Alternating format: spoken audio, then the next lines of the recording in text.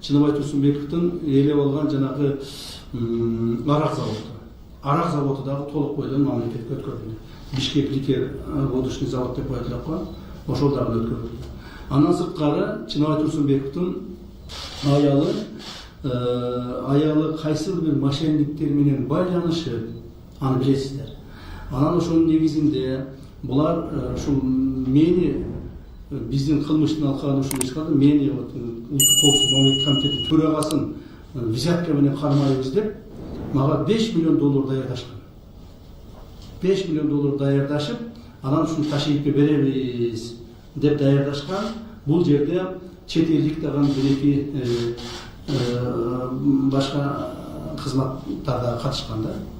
Бирок биздин балдардын кыраакылыгынын негизинде ошол мошенниктер да кармалды. Бардыгы $5 миллион дагы алдык. И мамлекетке өткүзүп койдук. Так. Алар билбейт окшойт. Ташиев эч кимден эч кандай бир сомдогон акча взятка албастыгын. Бул аларга сабак болду да.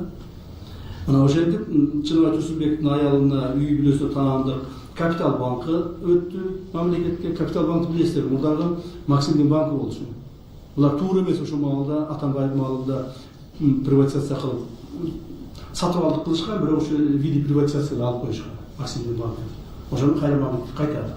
Бул деген баягы Бакиевдер кеткенден кийин бул банк мамлекетке өтүш керек экен. Бирок булар өткүзбөстөн өздөрү өткүзүп алган да. Мына кыскасын айткандачы, ошону мамлекетке кайтардык.